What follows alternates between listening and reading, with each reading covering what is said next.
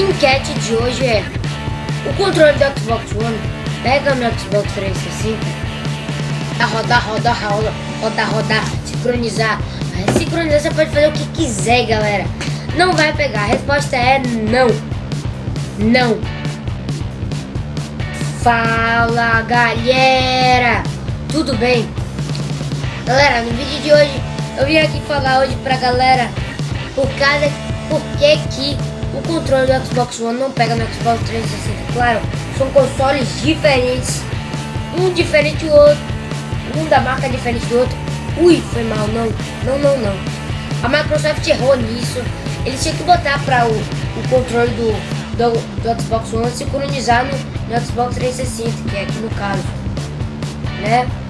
Eles tinham que botar para sincronizar, tá, galera? Aqui eu tô com o Xbox 360.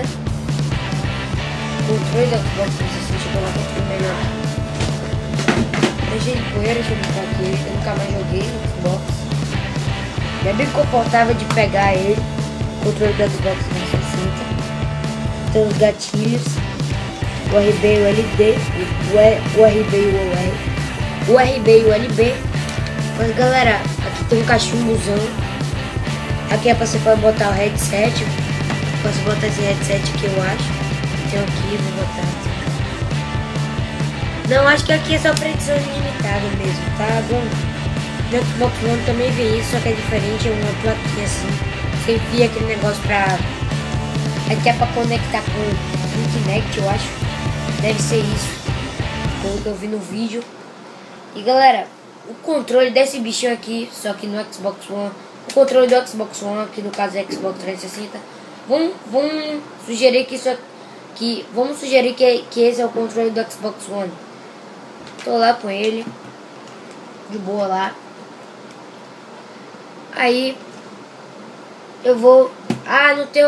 O pessoal que só quer comprar o controle do Xbox One e jogar no Xbox, você vai ligar, vai apertar esse botãozinho aqui de sincronizar, que tem esse botãozinho aqui. Mano, galera, não vai adiantar. Não vai, você vai ficar esperando um dia. Você pode fazer o que for, a bosta que for, você vai fazer, não vai.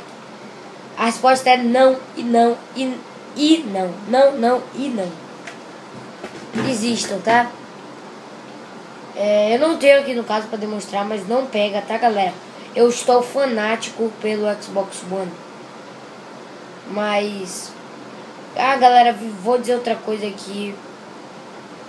Que o Dead Rising 3 vai virar filme, vai ter filme.